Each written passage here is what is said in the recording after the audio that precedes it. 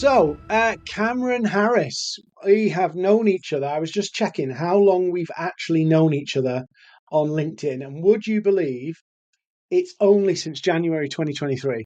Is that the time frame? Yeah. Okay. That's officially when we connected on LinkedIn. So Okay. literally 14, 15 months ago. So Cameron, tell me about what you do and how you got into the world that you're in right now. Okay. Well, thanks for inviting me on, Dean. Before we kind of get started, after just a mere 14 months, we're here on the podcast. I appreciate it. Yeah. So obviously, my name's Cameron Harris. I'm the managing director of Truth Fitness, as you can see by the shameless plug-in, the branding behind my head. And we transform and save the lives of business leaders globally. So what that kind of means in a nutshell is most of our clients are business people that have really pushed their body to the limit. They've been traveling for years. There's been the stress of building a business, probably not been sleeping well. They've not been eating the right types of food. And the level of stress that they've put their body through kind of when they're growing their business, they're dealing with all the kind of teams and the problems that come with growing a business. They've put their health at the bottom of the priority list. And what we do as a company is we come in and we kind of take them through our rapid results system, which is anywhere from 6 to 16 weeks. And we help them to get a handle on everything from habit optimization is where we start, which is around, making sure people are making better habits around movement and food. Then we go into the training side of things, making sure they're doing training that not only is effective, but also works around a crazy schedule. So whether they're in London or Dubai or New York, making sure that it's flexible and it follows them around the globe as well. Then we make sure their nutrition is on point. A lot of our guys struggle with the fact they're out with clients quite a lot as well. So making sure they understand best practices that work not only at home, but wherever they are around the planet. And then we go into sleep, which is a huge one, which I'm sure you know all about that because it's very trendy at the moment. People talking about the benefits of sleep around performance and longevity as well. And the final part is kind of our steps around NEAT, which is more movement throughout the day. And I've done this for, I know I look 27, but I'm actually 37. I've been doing this for 19 years now. So all the way from a gym instructor, kind of back in the day when I was 17. And I've always played sport, always been a huge part of my life.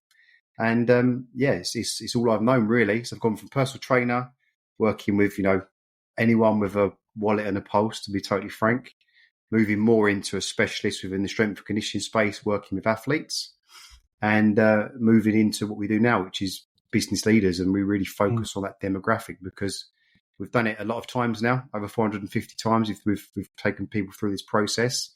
And we've got a system now, a process that really works for that busy kind of business leader that I spoke about a little bit earlier. She said that you're only 37. I'm 22. I've just run a business. No comment. You are kind of right though. It does take its toll on you running a business because your business, like when you start out, it saps all your energy because it's literally you're throwing everything at it, and then as you start to grow, it kind of puts more pressure on you, particularly if you're traveling. And like you say, seeing clients a lot, you're always going to take clients out for dinner. There's always going to be a few wild nights in there. And it's easy to say, just go to the gym every day. But if 50% of your week is traveling, that's quite tricky. Absolutely. So how do you get a routine for somebody like that, where they're moving around a lot, they're seeing that they can't, batch cook everything on a Sunday and take it all into it. How do you create a program that creates a rhythm for people like that? It's a great question, and it's the $1 million question, which is how do you do that for somebody that doesn't have any time? They're never at home. They're always traveling. They've got huge amounts of stress, running teams, etc. And essentially what we've done is we've boiled it down to a couple of tactics and techniques that really work. So first of all is that you need to get really clear with that individual, that business person. What is it you actually want to achieve? Because what we often find is that business people are highly successful. They're highly driven. They're often obsessed with being successful, which I'm sure you understand. I understand as a business owner. So they've kind of put so much time, energy, and money and hours and everything into building this business that they think they can just do the same thing with their health. Which, if I can smash this, if I can be this successful in this space, why can't I do it in this space? So we need to get really clear on what exactly is it that you want to achieve. Because I do it in my presentation, actually. I talk about it. People want to be a successful business owner and they want to jump like Michael Jordan. And it's quite difficult because you've still got this big responsibility over here. Unless you're someone that's completely retired and you've kind of you've got lots of time, it's very difficult. So getting really clear about what it is you want to achieve. Is it you actually want to be a bit healthier so you can play with your kids for longer, in respect to living a bit longer? Is it that you want to just have a bit better sleep so that you can focus and be better in the office, have better performance? Is it that, you just want to lose some weight because you want to feel better about yourself? Once you kind of understand that, then you can start to build the program out from there. That's where you mentioned the gym and the batch cooking and the calorie counting. That's where that advice falls short because it doesn't take into consideration that, someone like yourself, for example, you're really busy. That's not going to work. So in answer to your question, you need to make sure the program, when it comes to the training side of things, is built for everywhere you're going to be. Let's just say, for example, okay, I'm at home these 2 days a week. I can do a session at 7 a.m. on the Monday, 7 a.m. on the Wednesday. They're in the diary, right? And then you need to make sure that you've got a hotel session that you can do when you're in a hotel in New York. You need to make sure that you have something in place when you're supposed to do a session and you couldn't get it in. So what's the kind of best practices when that happens? So there's no you can't structure it in a way where it says you need to do this at these times. It's more, let's understand some fundamentals so that, this will work here. This works if this happens. And the great thing, because us as a company, we're online, we can actually do the sessions with people wherever they are anyway in any time zone. When it comes to food, again, it's about understanding the best practices around food. We don't do calorie counting. We don't do kind of batch cooking because of the things you just mentioned. It's just impossible. So again, what we do is we educate our clients on the best approach to nutrition. So, we always focus on high protein. We always focus on good, healthy fats. We focus on minimizing carbohydrate as much as we can and getting that from green vegetables because, most people we speak to, they're overeating on carbs and sugar, and that's causing a lot of the problem. They're overeating on those kind of sources. So once you understand the kind of best practices around nutrition, it doesn't matter if you're at home, if you're on holiday with your family, just kind of understand how to eat. And once you've got the training and nutrition pieces in place, and then you've optimized your habits. So, you're making sure you're getting your steps in, you're making sure you're getting your hydration in. Once those kind of 3 or 4 pillars are in place, you will start to turn things around. But again, you're completely right that, batch cooking and telling clients not to drink and all this stuff, it's not realistic for people that are busy and successful. It isn't. So I've got a bone to pick with the fitness industry. A big bone. Did you get the pun there? A big bone to pick with the fitness industry. So on LinkedIn, the fitness industry, it's nearly as bad on Facebook, but it's horrific, right? So Cameron, I'm not asking you to throw your colleagues under the bus, but here's what I see. I see people putting up pictures of people with six packs. And I understand that social proof and testimonials are important. But the worst thing I get, and I get them all the time, I don't know whether I've told you about the fitness coach's secret LinkedIn strategy. I think they scroll through LinkedIn looking for people's profile pictures with double chins, and then they just literally hit them up, right? That's all I see, right?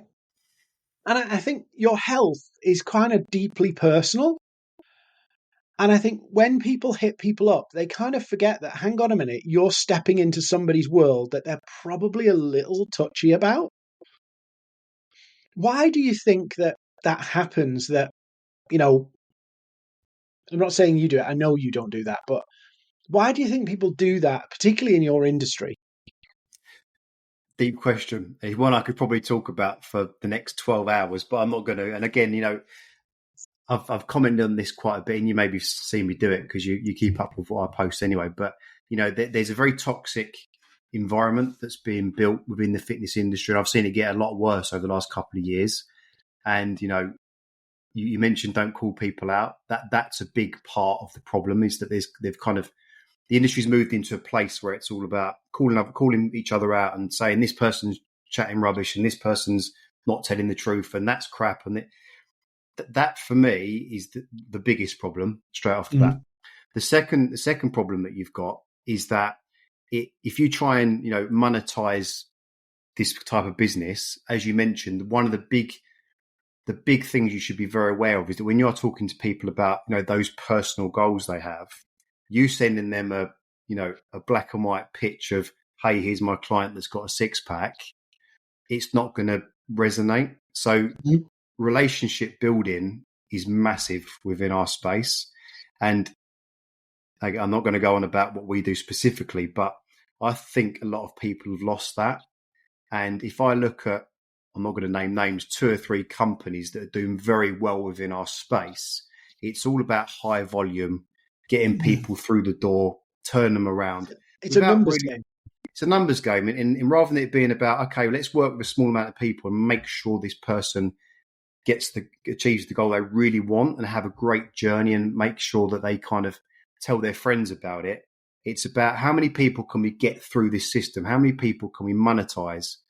And unfortunately, because it's being done in a way that is very marketing focused, and I get it. I'm a business and I get it.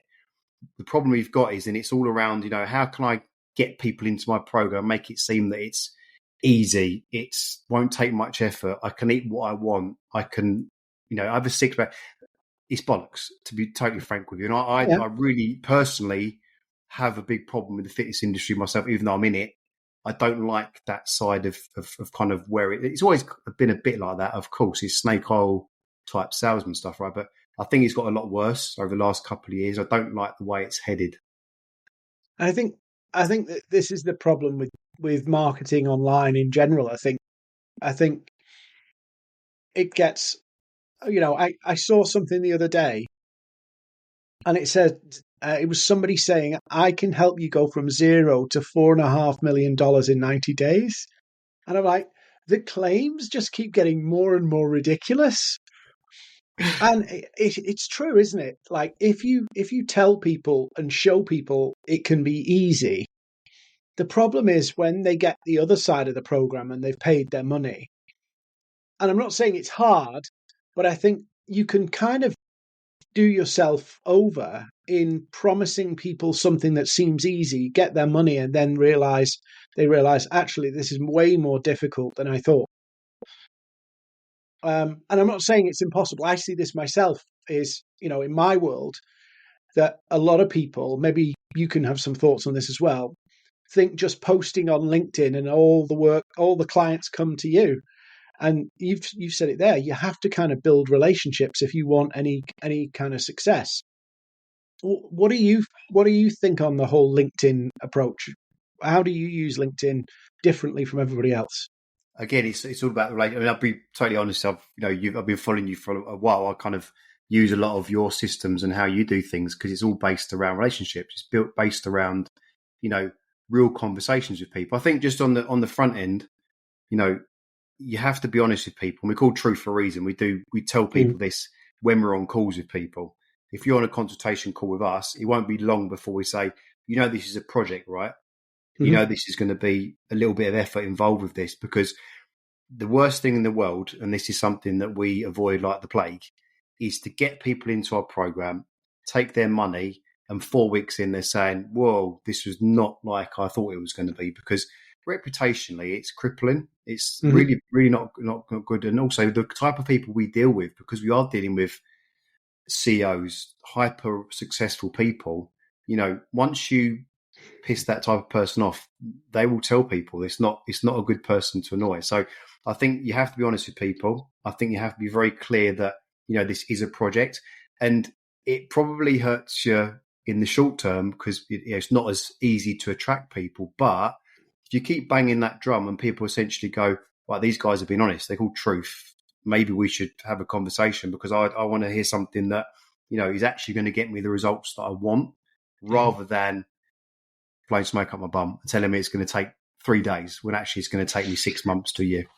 I bet it is, though. It can be a kicker, though, isn't it? When you can see somebody fall for the easy answer.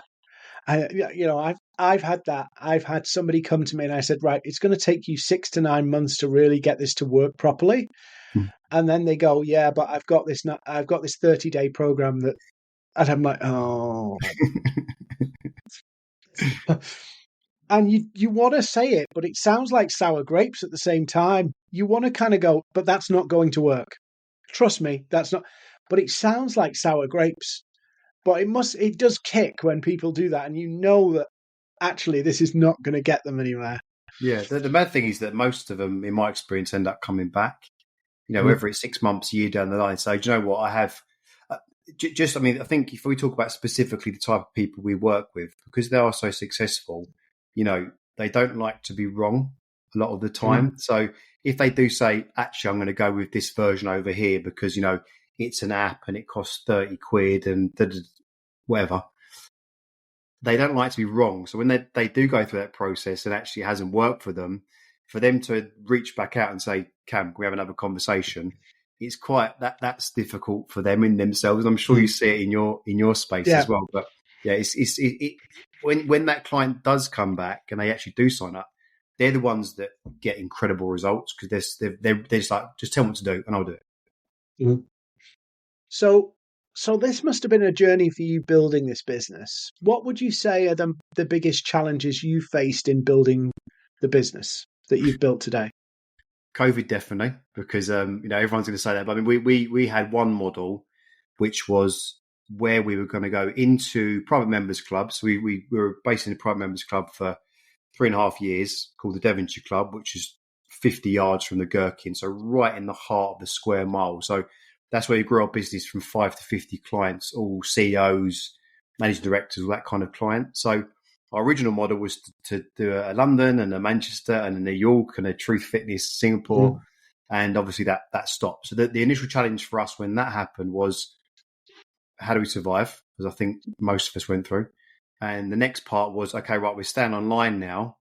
How do we take that client, that lead generation piece, get people actually into the business, but also how do you give people the same experience that they had in a luxury members club where they'd have a glass of water, they'd have their towel, they'd have a stretch down the end of the session.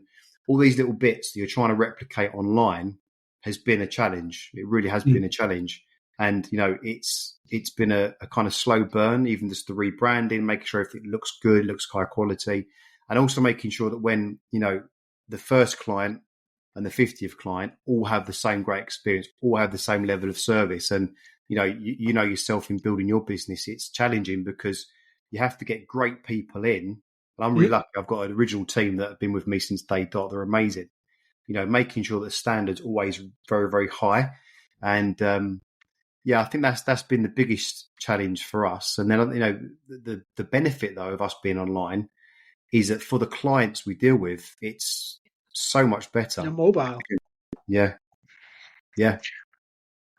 And okay, so I don't know whether you have any of these. Any funny experiences you've had with clients that you can share? I'm not expecting names, of course, because that's confidential. But funny experiences with clients. When we used to have our Devonshire Club, we had a time when the diary for some reason, went into a different time zone, and we had 3 days where clients were turning up in different people's slots. So we had, John was at 7 a.m. and Steve would turn up at 7 a.m. It was a little bit of a nightmare, but we kind of got through it in the end. But I mean, we have all different types of kind of things going on with our clients. But I think the main one really is people just missing sessions because they've been out in New York and they've got the time zone completely wrong and they've been out all night and then they get up at 6 o'clock to do their session and actually it's 2 p.m. here. So mainly people missing their time slots and kind of getting confused around time zones, really. Shall I tell you one of mine? And this is my funniest till I've not beat this yet. So somebody comes on board as a client with me and they wanted to build LinkedIn as their inbound. And I said, okay, we can do that. But inbound's a lot like the relationship piece, you can kind of get going really quickly if you just invest time in people. You don't need lots of connections or lots of engagement to do that. But this client particularly said they wanted inbound, right? So I'm like, okay, that's a bit more work, but we can do it. So they pay their money, they sign up, and we're doing the first session. And they said we got what they were selling and all that out, and then they said, but I just need to make it clear, I don't want to connect with anybody. I don't want to post any content. I just want inbound leads. And I was like, what? Yeah, no messages, no nothing. Just they message me, no content. I'm like, How did that end up? they ended up going getting a job, and I gave them the money back. Yes, that's kind of like, can I have all the results without any effort, right? Yeah. So that would be. I think we'd all like that, wouldn't we? A business with no clients, just money arrives. That would be Yeah, fantastic.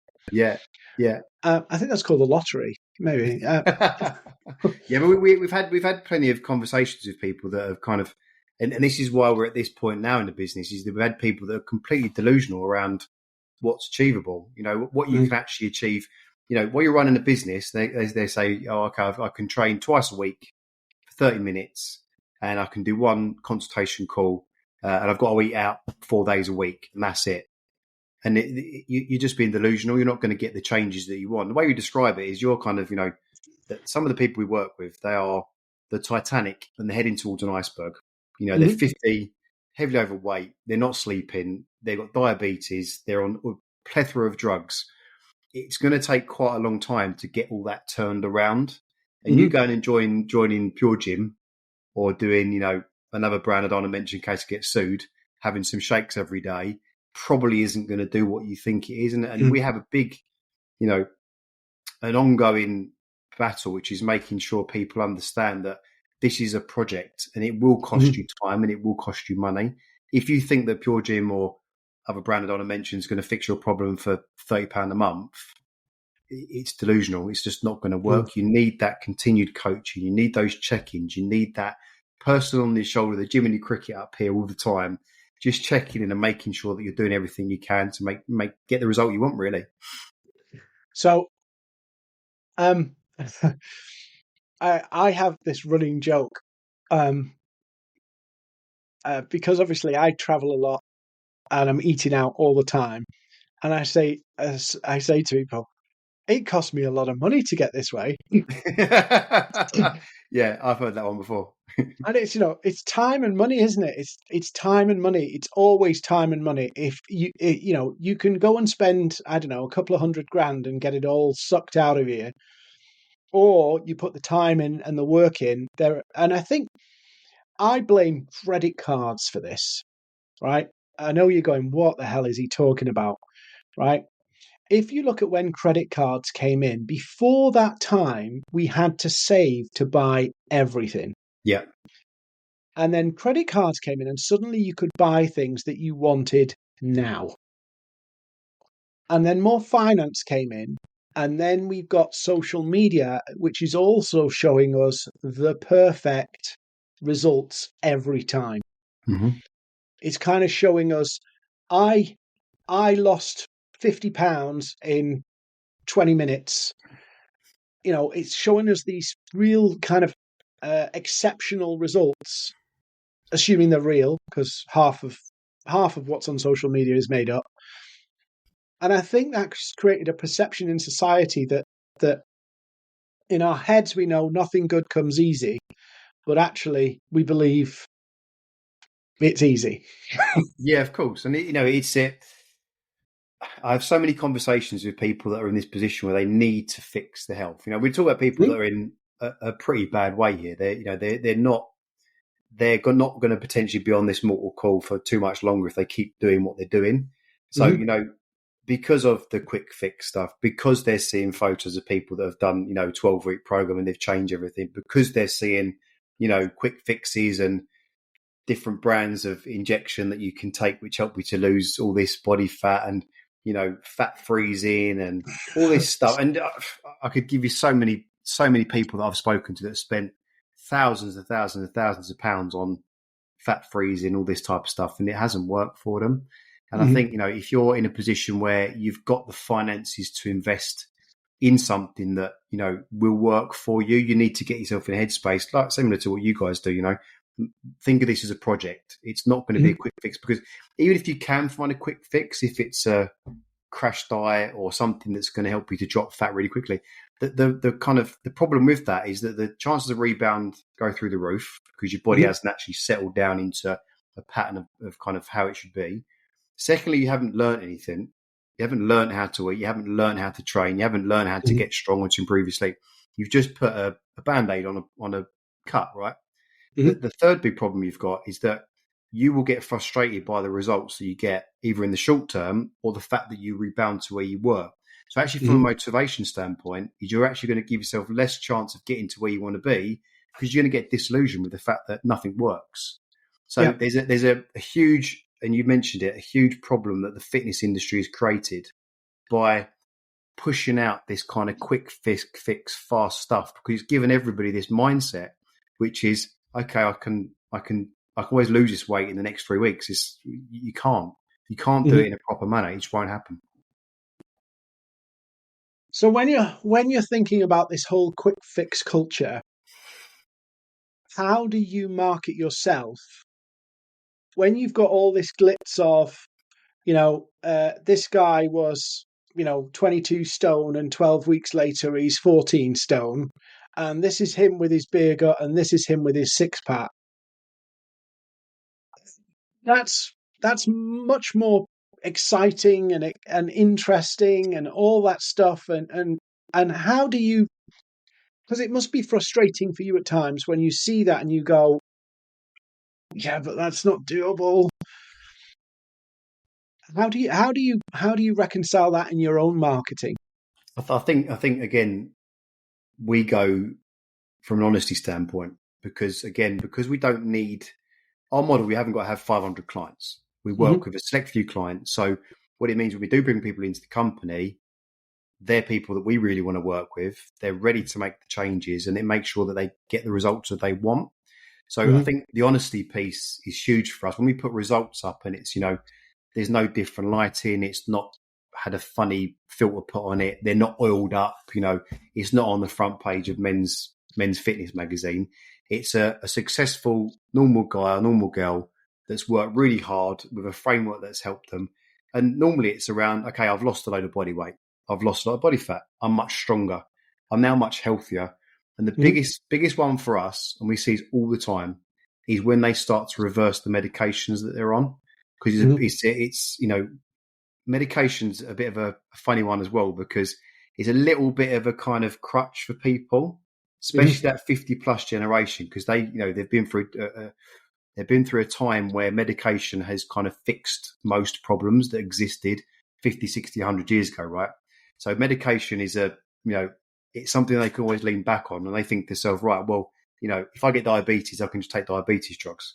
If I get overweight, I can always take, this medication that's going to help me reverse this problem. If I get gout, I can do this. If I get this, I can do this.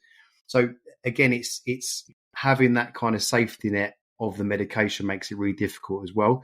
But, to answer your question, yes, it is quite frustrating, because you do see people, going in for quick fixes, and how it's going to end up. It's going to be a waste of their time. So I would definitely say that the honesty bit is really how we kind of push that on our marketing side. And also making sure that people understand that, look, we've got a 6-week program that will get you in shape really fast. It will, if you're in the right position for it, but it's a launch pad. It's a starting point. It's not going to fix all your ailments, not going to fix all of your problems.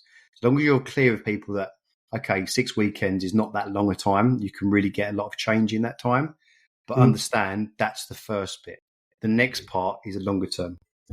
Do you think, though, one of the reasons why people struggle with this is because they don't see the improvement as fast as they want? Like, if you could, when I'm doing stuff, right, I will weigh myself and I'll do all this stuff. And you can get quite disappointed when you go, hang on a minute, I've been stood still here for 3 days. Yeah, Do great you know point. what I mean? Yeah, it's a great point. I think again, you've got there's two ends of the spectrum here. You've got the kind of really quick fix mentality. So just on the because you asked about a funny story. What we hear a lot of people, business leaders, come onto calls and they want the quick fix.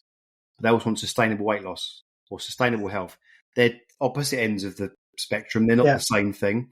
So what we often say to people is, look, you're going to have to start getting fast change in the first 3 to 4 weeks. Really, you need to get that momentum, because if you go into something that's the opposite of a crash and it's all about slow, steady results, a pound here, a pound there, a little bit of strength, a little bit of kind of improvement as you go, you get bored.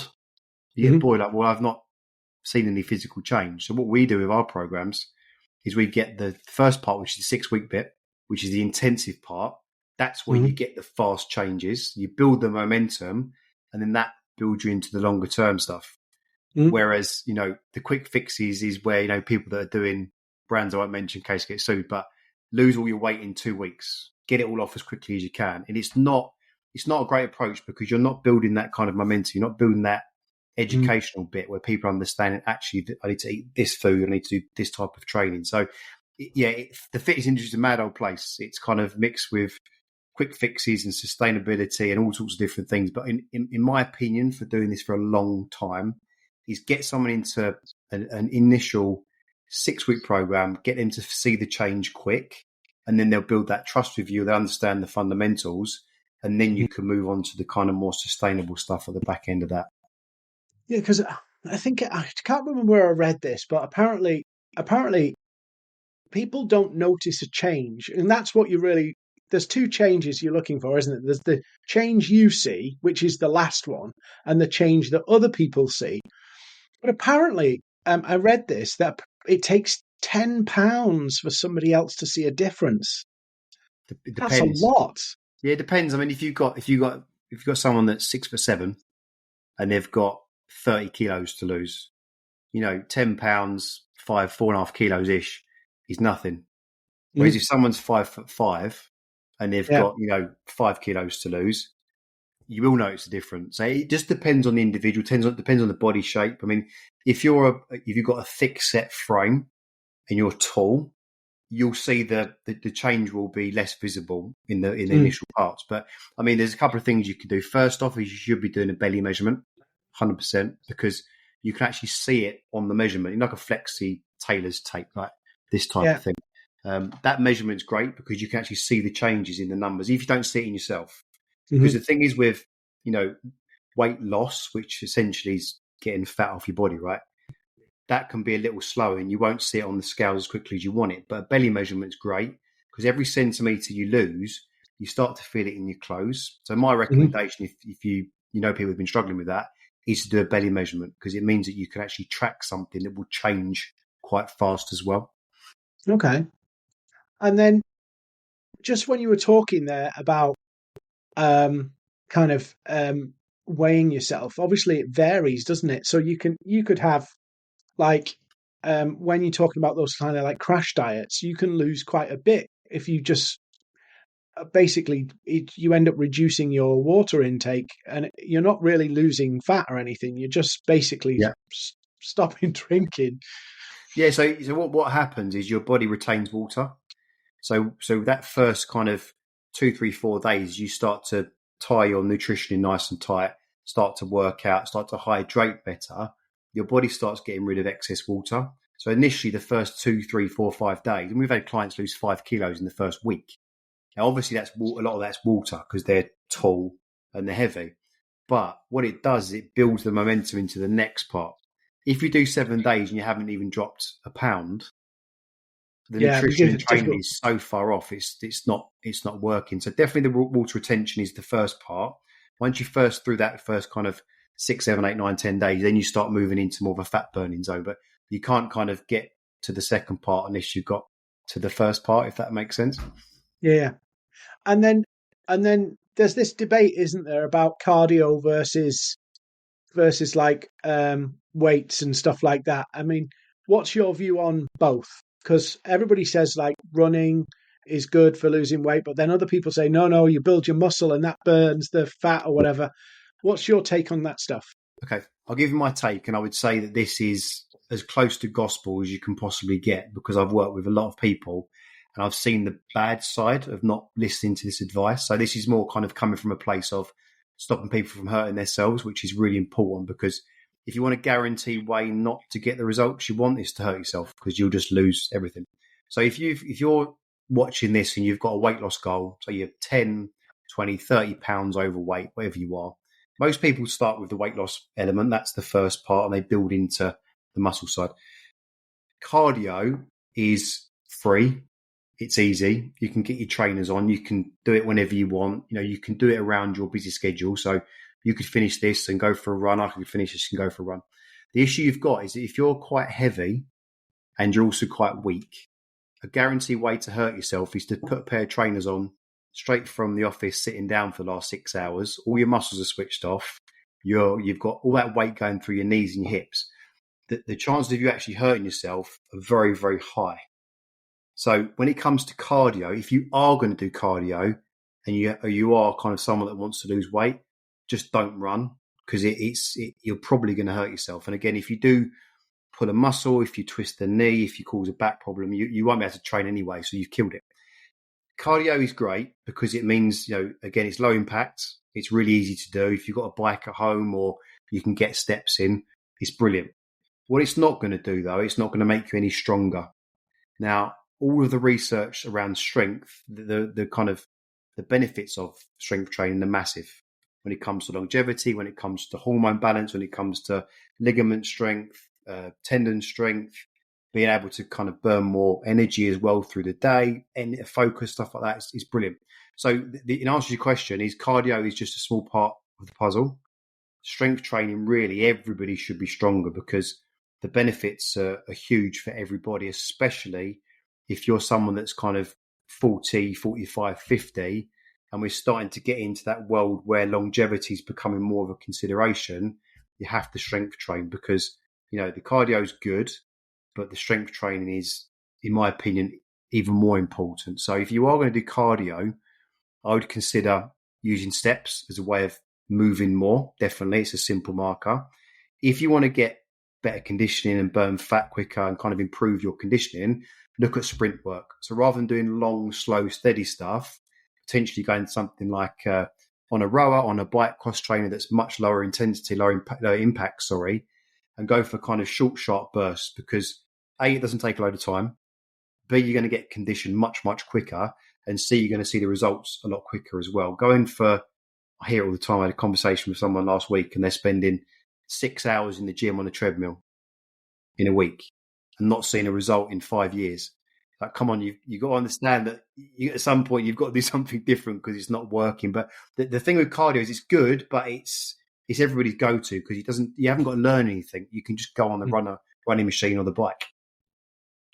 So if you, without giving all your secrets away, if you were going to say to somebody to get started and they only had 30 minutes to do it, what would you be telling them to do in 30 minutes? So again, it would be based around what their specific goal is. So it's kind of that it depends answer, which I know you don't want to hear, but it does depend. I think if you had 30 minutes each day, and that's all the time you can commit to what you're doing, I'd definitely look at implementing some sprint work. So whether that's on a stepper, on a bike, on a cross trainer, a row, I generally use something that's lower impact, so you're going to reduce the risk of injury. Go for a 5-minute warm up, and then you want to do something like 30 seconds as high intensity as you possibly can, minute rest. 30 seconds fast you can, minute rest. Split it down, because what it allows you to do is it allows you to get your heart rate really high and recover. Heart rate high and recover. So you're going to get a lot more out of that. Secondly, if you're trying to build in some strength work as well, and again, it's difficult to kind of articulate what this would look like, but big muscle group movements, rather than standing there doing, bicep curls for an hour, you're not going to get anything out of that apart from a slightly bigger bicep.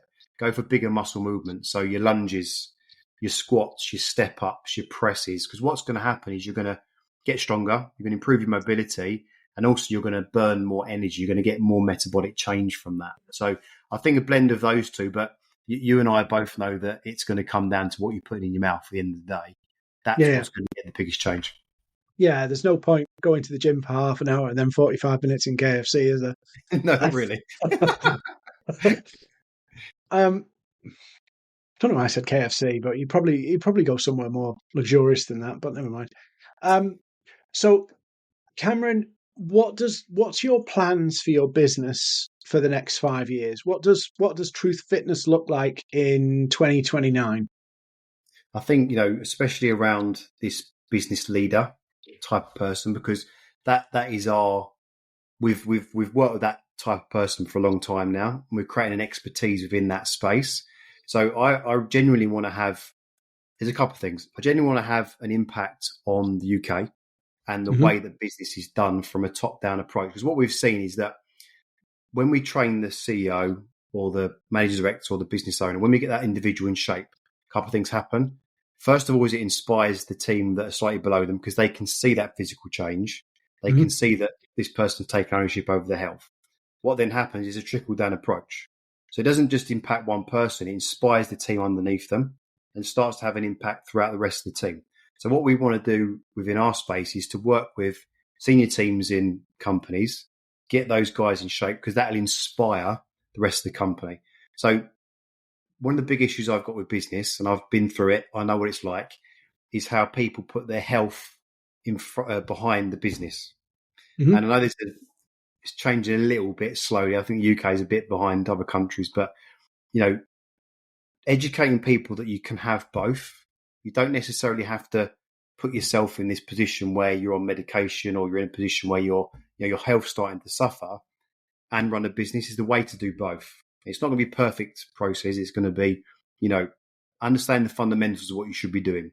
So that's a big part of what we're trying to do here is to have an impact on the way business is done in the UK from a health perspective.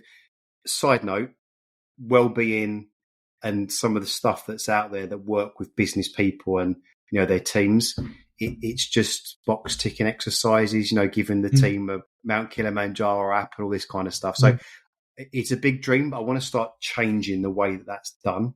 The second part, and this is a bigger aspiration, a bigger vision for me personally and for the company, is start to turn the UK issue around with diabetes, because it's impacted me personally in my own life with people that I know, and it's not really spoken about. It's not really all we see is this latest drug that's been brought out, and people can inject themselves and they can lose all this weight and marketing, but no one actually talks about the actual problem and how bad it is in this country. And I worry. I've got small children. I worry when I'm sitting there at 6:30 in the morning and they're watching Nickelodeon and they've seen 4 Happy Meal adverts in the space of an hour. I found that really worrying. So I think the bigger vision for me personally and us as a company is starting to actually addressing these problems and helping people to understand that, look, you can take ownership over that, how you educate your children around food. You can educate yourself around what types of training you should be doing that's free. It's not going to cost anything.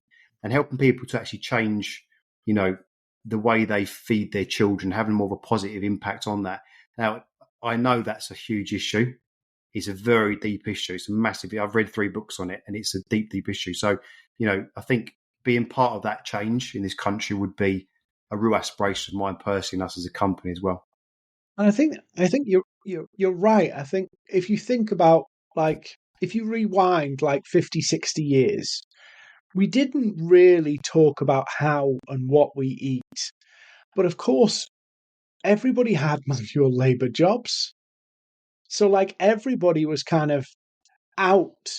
And I do wonder, and this is probably, it's coming from somebody who doesn't understand the issue properly, but I'm going to say it anyway. We used to do very manual, labor intensive jobs that basically exhausted us.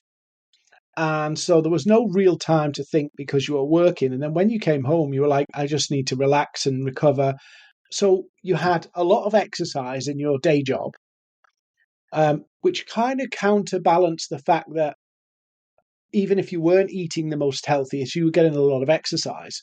But I also think a part of, and I'm not qualified to say this, but a part of the mental health crisis also comes from the fact that we are now so much is going on in our minds and not with our, we used to go and do a job, lift bricks and do whatever. My dad was a coal miner. You'd do a very labor intensive job that then you come home and it was like, I'm done. And now you have emails whizzing around in your head. You've got this going on, that going on, all the stuff you've forgotten. I think the fact that we are so brain driven in our work, that has contributed to the mental health crisis. Absolutely. And then if you look at, again, I've got young kids, so I know what it's like when they want to go on the iPad and the switch noise problem. This is why I'm worried, because it's only going to get worse. People are going to want more convenience. They're going to want. Case in point, what happens when our AI comes and we don't even have to get out of our beds? Well, when you've got companies like, certain delivery companies that offer Klarna to order McDonald's to your home. I've seen this. It's scary.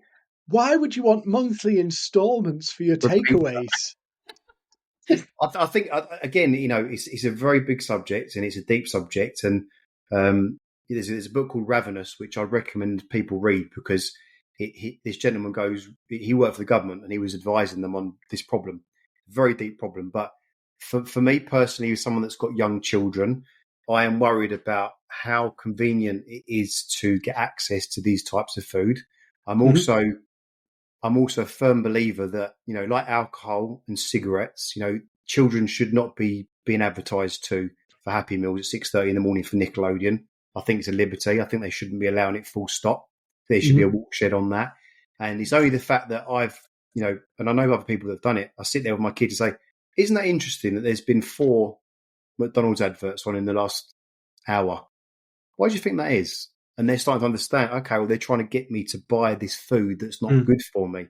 So, it's the whole convenience AI thing, and I'm at the computer a lot, just like I'm not really in a gym anymore, but I'm in the fitness space. So I do get out and work out, right? It does worry me. And I also, we do human first fitness, which is where everything we do forever will always be driven by a human. We're never going to enter into the world where, you click a button, it spits out a product. That's just not our game. It's going to be a person. You won't have a Cameron bot. Yeah, Cameron. I am real, by the way. I am a real Cameron. I'm not the fake Cameron. It worries me that I'm hearing more people that are going on to, ChatGPT and saying, I'm 5 stone overweight. I've got this problem. What would you recommend I do? It won't be long before there's an app that's got a person on it that trains them with it. It's a scary time, really. But yeah, I think fundamentally, you'll probably agree with me that it's going to be humans with expertise that have got a passion for what they do that are probably going to have the biggest impact on making these changes. I don't think that, the way things are headed with convenience and fast food, and there's so much crap available from a food perspective as well, and alcohol and everything, it's going to take a big intervention to turn this around, most definitely. And we can wrap up with an interesting point, is that the problem with our world right now is it's very difficult, and I'm using a pun, to know the truth. With AI, right? So much misinformation, and it comes down to doing the fundamentals right. And I think this is where, I see this on LinkedIn. There's people churning out advice that's obviously from ChatGPT. But actually what you need is people with experience, people who've actually done something, helped other people do it. And I think that's going to be highly valued in a world where trust is going to kind of, it already is. It's evaporating at the moment. Politics, business, everything, because it can all be faked. Yeah. And that comes back to that truth element, right? Being honest and truthful with people. I think, if you, and I'm not promoting that people come to us because maybe we're not a good fit. We don't work with everybody, right? We might not be a good fit.